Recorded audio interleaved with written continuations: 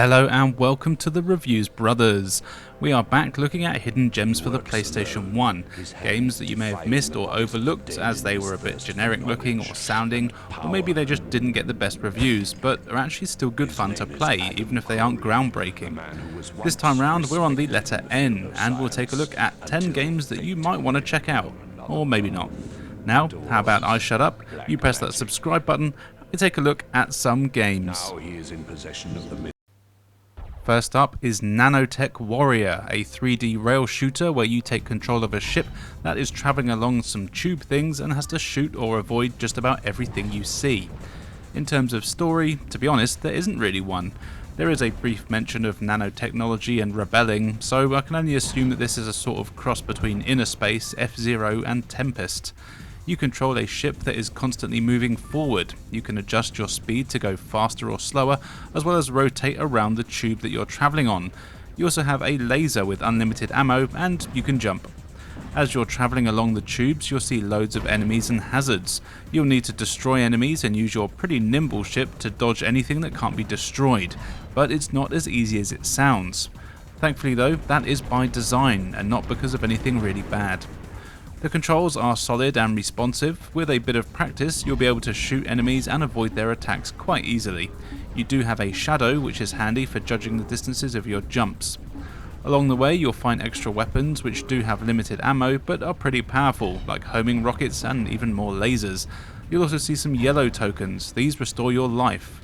What is quite cheeky though is that often the positions of these power-ups is in a way that you can only collect one of them, so you'll have to make a quick decision as to if you want to get your health back or weapons. Personally, I usually go for health. If your health does get low, there is this annoying beeping sound which is never fun. The levels themselves are pretty long and, as mentioned, very challenging, but there's only 8 of them and you do get passwords, so it is very beatable.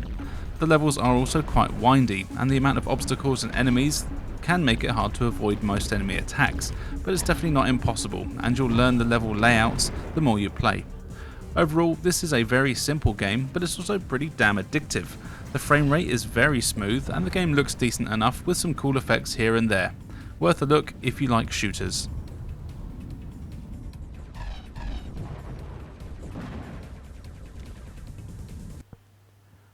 Here is Ninpu Sentai Hurricanen, a Japanese-only release that I clearly can't pronounce.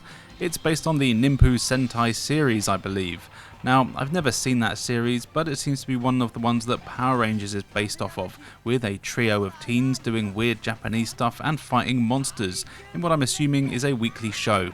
And man, you know what? I really had fun playing this game. You can play the story mode, and at the start of each scene you're asked if you want to play single or co-op. Then you choose 2 out of the 3 characters. One is who you control and the other will be either player 2, or if not, the computer will control them for you. Then you fight some pretty generic putty men, who I know aren't putty men, but you know what I mean. Now, the gameplay is a mixture of one-on-one fighters like Street Fighter and games like Streets of Rage, and it works really well. You'll often have multiple enemies to fight, and the controls do a great job of letting you automatically target the right enemy. I never had any issues with the combat. You've got a strong and medium attack, as well as a jump button. You can do basic combos by hammering the same attack button over and over again, and you can also do Street Fighter style inputs in order to do special moves. As you fight, you build up a special meter at the bottom of the screen. This has 3 levels, each one being more powerful as it builds up. To use these, all you have to do is press the triangle button and you'll rush towards the enemies. If you make contact, you get a cutscene showing off your moves, which are all different for every character, and they look really cool. And the fact that the game has some awesome graphics and animation really add to this. You'll soon fight a boss, and in true Power Rangers or Super Sentai fashion, once they're on the ropes, the evil woman person will come along and make them grow to the size of a skyscraper. But don't worry, as you team up with the rest of your squad and get your mechs out to do battle. These parts are really fun, and they look super cool, though unfortunately they are always pretty much the same. The giant enemy boss will always throw objects or projectiles at you. Just hit them back into the enemy and that will stun the enemy, and then you can charge in and the game goes into a first person mode where you can pummel them with your robo fists or swords. Like before, you get a special bar and you can unleash 3 devastating specials that do a ton of damage. and if you do get the power bar all the way to the top, you'll basically finish the enemy off. Something that I really like is that the game switches between gameplay footage and footage from the shows to show off the special moves, and it works really well, not requiring any loading or anything like that, so it doesn't ever take you out of the gameplay. You also get a ton of cutscenes here, which I don't understand, but they all look great. The game also mixes up the gameplay quite a lot, and not every level plays the same, as you even get things like gallery shooter style levels thrown in here. These are really fun to play, and I kept wanting to see what happens next. It's a shame I can't read Japanese, as I'm sure there's loads of stuff that I'm missing out on here, but this game is really fantastic and I do highly recommend playing it. It's got some amazing graphics and the gameplay is really fun. It's just an excellent package all round, definitely one to check out.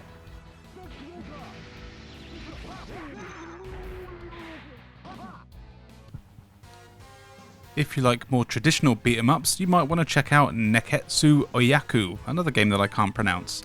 This is a 2D beat 'em up like the classic ones you get in arcades, giving you the choice of 3 characters, you know, the strong slow one, the fast weak one, and the all-rounder.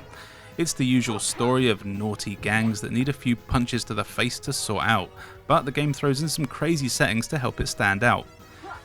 In terms of gameplay, it isn't really anything you haven't seen before. You have your basic combo that's done by hammering the attack button, and then you've got a special that you can do that does massive damage to everyone on screen, but takes a bit of your life away.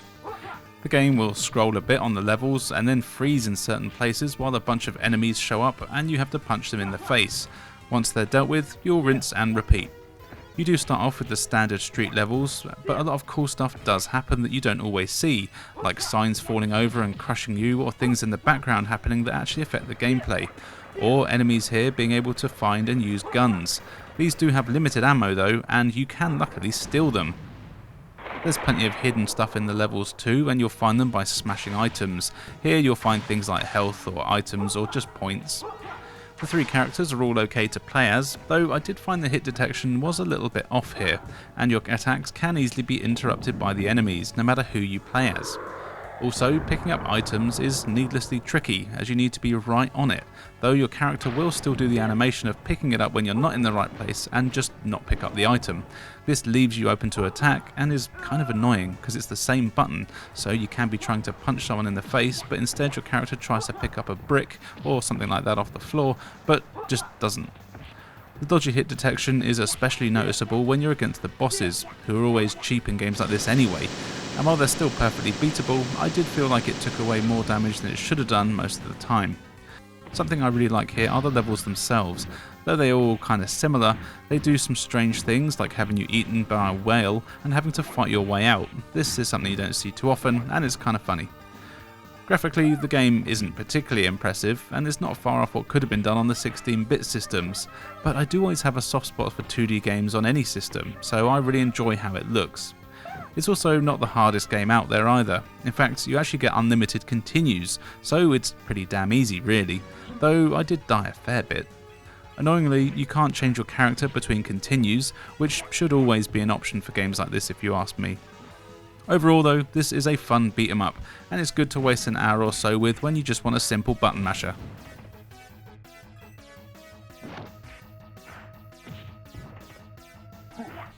Here is NBA Jam Tournament Edition. Now, this might seem like an odd choice as everyone knows about the NBA Jam games, but for me I always associated it with the 16-bit consoles, and I didn't actually realise this was available for the PS1. For those that may not know, this is a crazy arcade version of basketball. It's 2-on-2 and you choose from a load of teams that I'm sure Americans love, but personally I just went for the people with the kindest eyes. Then you head to the court when you'll be tossing balls into nets to score points. The gameplay here is just loads of fun though, and the simple 2-button plus a run button controls do wonders in letting you get stuck in quickly. You can do crazy slam dunks with ease, and everything is just so fast paced that it makes you want to keep coming back for more.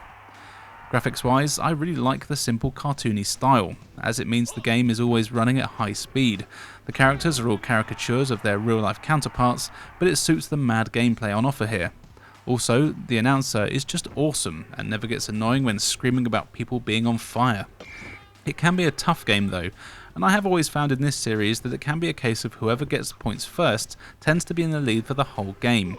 Tackling and stealing the ball is very tough to do, partly because you have to line yourself up properly with the opponents, which is difficult, and also partly because everything is moving so damn fast all the time that you barely have any time to react.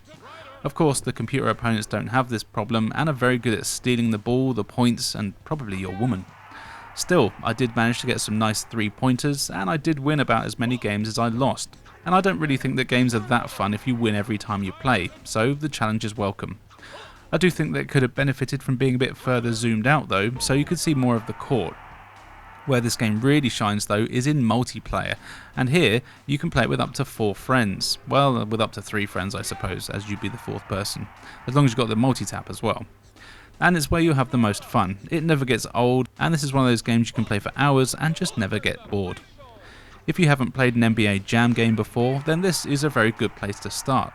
If you like arcade sports titles and games that are easy for anyone to play and enjoy, then this is one to add to the collection.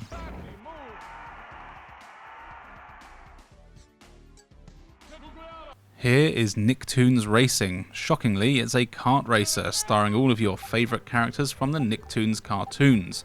Well, some of them anyway. So you have the likes of Tommy Pickles, SpongeBob SquarePants, the Angry Beavers, and my main man, Hey Arnold, just to name a few. You get to choose your character and then you race it out in a few cups that were all sorted out by a mysterious character clad all in black that's challenged you all to a race.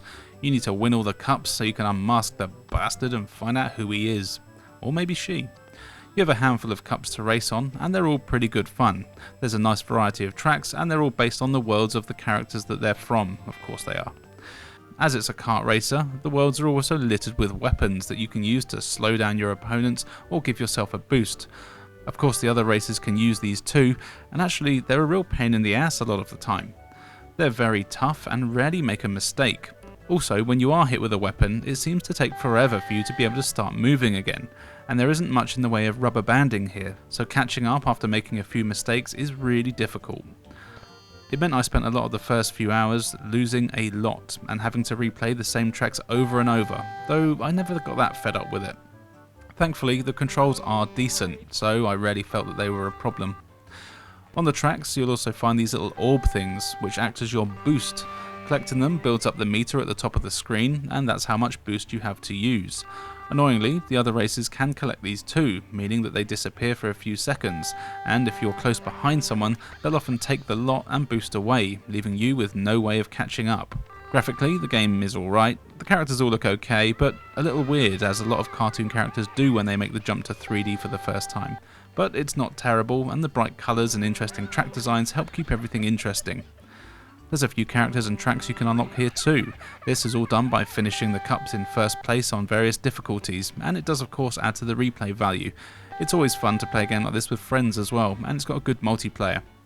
This is definitely not a bad kart racer, especially if you're a fan of the characters, but it is tricky to recommend for younger people as the difficulty might cause some rage quitting, unless I just sucked at it, which could be the case.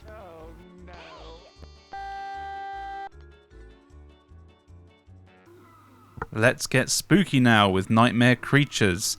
This is a third-person action game set in Victorian England where the evil Dr. Crumb is bringing back all kinds of nasty monsters, zombies, werewolves and more, probably because he gets bullied for having a stupid name. So you have to track him down and chop off his head. It's definitely not an easy task though, and it's a really tough game, though it is one that I've always enjoyed playing, probably because I like anything with this sort of theme. You can choose from 2 characters who both play slightly differently, but it's nothing too major. You've got the bloke, Ignatius, who has a cool staff with blades on it and a stupid name. And then you have Nadia, who's the sexy sword wielder. She's a bit faster, he's a bit stronger. You'll explore a butt-ton of levels that are all packed with dangerous monsters and simple puzzles that need solving, mostly by finding an item or pulling a switch that opens something somewhere else on the level. The controls can take a bit to get used to. It's tank controls, which are fine for the most part, but if there's an enemy behind you, then you'll often get in trouble trying to turn around. The combat is done with just 2 buttons. You've got a kick button and a button that swings your weapon. Holding up while attacking does do a more powerful attack, and there's a few combos you can do by hammering the various buttons, but it's nothing too intense. What's cool though is that the enemies do need to be taken care of properly, and often dismembered, or they'll just get back up and come after you again.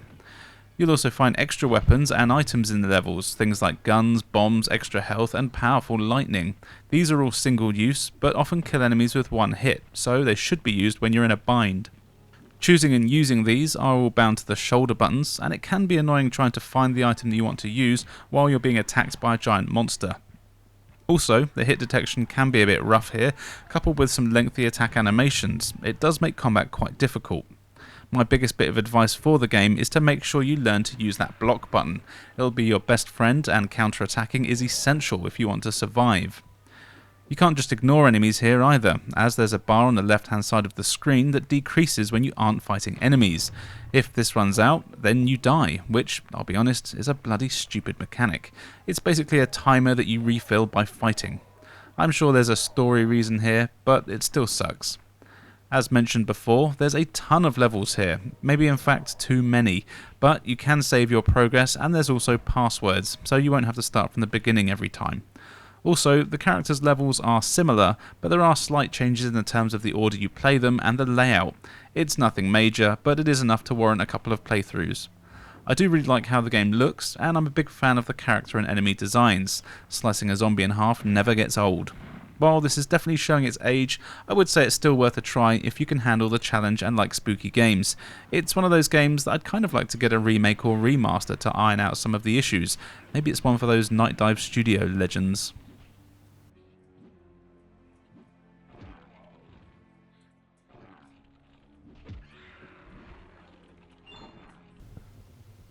Ninja Shadow of Darkness is a cool 3D action game where you are, of course, a ninja, and everyone loves ninjas. You play as Kurawasa. No you don't, you play as Kurosawa, and he's a ninja who's been tasked with ridding Japan of an ancient evil. And that's all you really need to know as you explore some pretty damn large 3D levels that are packed with enemies, monsters and traps all trying to stop you. The game plays mostly like a 3D brawler. You'll explore the stage and then get stuck in one place until all the enemies have been defeated. Enemies come in a wide variety, from standard ninjas to axe-wielding maniacs, giant crabs, evil fish, magicians and more. Thankfully, as you're a ninja, you've got a few ways to fend off the bastards. You've got a punch and kick combos that you can do by spamming the buttons. These work well enough against most enemies, though it can be tough to line yourself up with the bad guys, and I do kind of wish that you could attack a bit faster, as you can be hit between your attacks. You also have an unlimited supply of ninja stars you can throw. These don't really do much damage, but they're more used for stunning enemies, so you can either get away from them or get in close to attack without them hurting you. As well as this, you'll find chests all over the place that have items and money in them.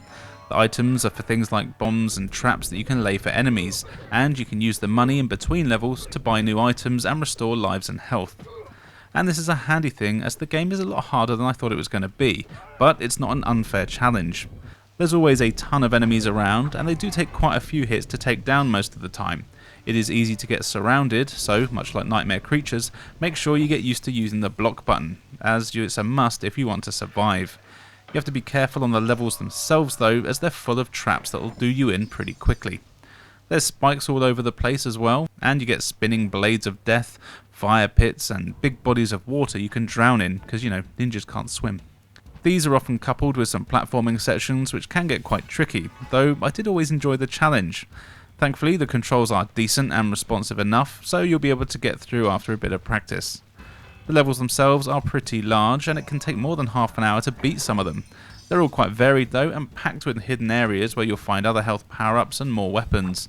It was always fun to explore these levels to try and track down as many as I could.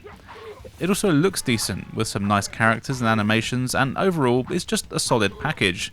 It's definitely not really going to blow you away, but if you're after some solid ninja action, this is a great one to throw in every now and then.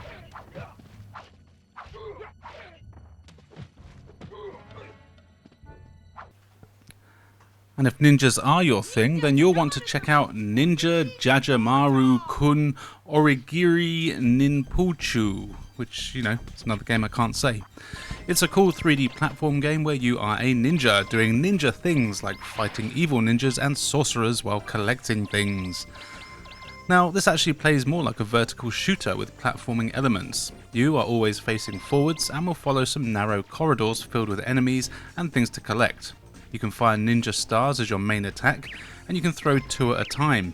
but if you attack before those two have disappeared, or when you're close to an enemy, you'll do a sword slash, so you're never unable to defend yourself, though it still can be easy to die, so don't get too cocky. You can also jump on enemies, but this just stuns them and doesn't kill them. The graphics here are bright and colourful, and I really like the style. It also runs really smoothly, and I never experienced any slowdown. While the game mainly just wants you to run forwards, you will want to look around a bit, as you can find scrolls that power you up. This can be either to make your weapon larger or more powerful, or sometimes you change colour, though I never really knew what this actually did. You can also find ninja magic that clears most of the enemies off screen. This can be very handy as the levels do get challenging. There's a ton of hidden areas too, and you'll need to look around using the shoulder buttons to find clues like cracks in walls that are secret doors, or sometimes there's platforms above you just out of sight and you'll need to do some climbing to get there. This is usually where you find the best power-ups, like turning into a giant invincible frog for some reason, as well as points and extra lives. The controls here are very good. You move forward and back as well as sidestep, but you can use the shoulder buttons to look around left and right, which, as I mentioned, is what you'll need to do to find a lot of hidden stuff. You can't actually turn left or right, which is kind of weird and takes a while to get used to, but you can always shoot in the direction you're facing, so it is possible not to fire straight ahead. The goal of most levels is just to get to the end of the stage and jump on a little platform you find, but eventually you'll meet the boss of the world, and actually these are kind of easy to kill.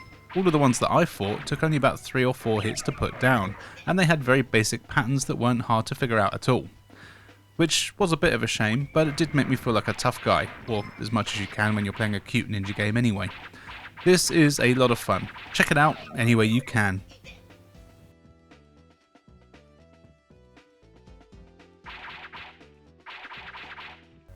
No Fear Downhill Mountain Biking is one of those games that I played with very little expectations, but ended up being one that I had a hard time putting down. It's a pretty simple game. You choose from a roster of biker dudes and dudettes. Now I have no idea if they're generic people or actual bike people, but either way, they were fine. Of course, they each have their own speed, stamina, and various handling stats, and these actually do come in really handy here. As you're riding bikes, you need to manage your energy and pedal power, so you have an acceleration button of course, and holding this down makes you pedal, but the more you pedal, the more you get tired. This means if you don't time it all correctly and you're overtaken, you won't have enough energy to pedal fast enough to catch up again. Also, the lower your energy, the easier it is to lose your balance and fall off your bike. It actually takes a fair bit of practice to get the balance right, and it's definitely not easy. This is why it's essential to choose the kind of character that suits you best. But the whole thing is addictive as hell, at least it was for me, but maybe that's because I'm into my cycling. You have a load of levels from all across the world that you'll be cycling down, and they're all downhill as the name suggests. They're narrow and filled with twists and turns and a lot of sharp corners for you to navigate through. You'll need to be good on the brakes and learn how to do some sweet tight cornering if you want to get anywhere. There's also often hazards to avoid. You can do bunny hops to get over some of them, but again, make sure you have enough energy to do this properly or you risk falling onto your face. When you're doing a competition, you have to race each course 3 times. Each race is just a one-on-one affair, and every time you win one, you play again against a slightly tougher opponent. And it really isn't easy until you've played each course a few times, but the variety and layout of them all is great, and they're fun to learn. There's practice modes and single events too, so you can take as much time as you want to get used to it all. Graphically, I think the game looks great. There's a ton of detail here and the riders all look excellent. The levels themselves are really good and each one is totally unique. I never felt like they were reusing areas or gimmicks, and it was all fun to try them out. The controls here are decent too, and worked a hell of a lot better than I thought they were going to. You get a load of options before each race to customise your bike with the right tyres, suspension, gears and all that nonsense. Now, I do like cycling, but I really have no clue about any of that stuff though, so I just went for the default settings, though I'm sure if I did do some tinkering, it could have made my life easier for a lot of the races. You can also play this in multiplayer, and while I of course don't have any friends, I can imagine it being a lot of fun. Even if you don't have a friend though, this is a great game to play, and I recommend checking it out.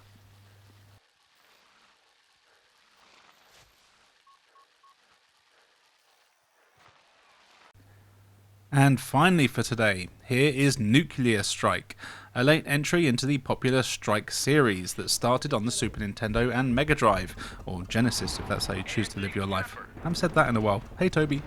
Anyway, here you take control of a number of heavily armed vehicles, mainly helicopters, as you set out around the world on some massive missions, delivering justice the best way possible by blowing everything and everyone to smithereens. You gotta love justice. Though, to be fair, it is to stop a maniac from blowing up the world with nukes, so I guess it's justified. I've always enjoyed these games, even if I've never been all that good at them. Your main weapon of choice is your Apache helicopter that's armed to the teeth with machine guns, rockets, missiles, and something called Wing that's basically just another rocket. Or maybe it's a missile. I have no idea what the difference between a rocket and a missile is. Feel free to explain that to me in the comments below. All of these use ammo, and on top of that your chopper has limited fuel, and of course armour. If your fuel or ammo run out, then it's game over, and that's a pain as the levels are massive and they don't have checkpoints. Each mission takes place on a large open area, and you're given a ton of objectives to complete on each one, that are your usual array of destroying things, killing people, rescuing other people, and then destroying more stuff for good measure. It's all done well though. Your objectives aren't always completely clear, but you do have a map and a radar that you'll want to use a lot, as you can highlight where you need to go and then follow your handy dandy compass at the top of the screen to your objective. Then when you arrive, it's usually clear if you need to kill or rescue. What I really like is that the map and radar also show all available pickups on the level and at all times, so if you are running low on fuel, ammo or armour, just load up the map and turn on the indicators for these things and you can make sure you're prepared and stocked up for your next objective. And you really want to make sure you do this as it is a tricky game to start with. Controlling your vehicles is actually really good. The choppers especially feel great to manoeuvre, and you can do some really cool circle strafing around enemies to avoid their rockets, or are they missiles? Collecting items is also easy but risky too. You have to hover over them. Then a winch automatically comes down from your chopper like a big old ball bag, and you can attach it to the pickup or even the person that you're rescuing, and then it automatically brings it up to your craft. Of course, if there are enemies around, they'll shoot the shit out of you while you're positioning yourself. Also, all the pickups can be destroyed if you're not careful, so if you see ammo or armour, don't go in guns blazing or you'll destroy it all before you get the chance to pick it up. On certain missions, you can change between vehicles by locating a designated swap area. This is rarely required to complete the mission, but it is cool to have the option to be different vehicles if you want to, like hovercrafts or other cars. It's a nice way to mix things up. Graphically, I think the game's very good, though there is quite a lot of slowdown when you're in combat. It's never enough not to be playable, but it can make dodging tough thanks to slowdown and control lag. I do actually quite like the cutscenes here as well, as they're that crappy live action stuff that you get in a lot of games of this era, and they're always charming and awful in equal measure. This is not an easy game, and it's one that you need to take a bit more slowly and methodically if you want to get through even the first mission. And while it can be a little confusing and rough around the edges, I would say it is well worth playing.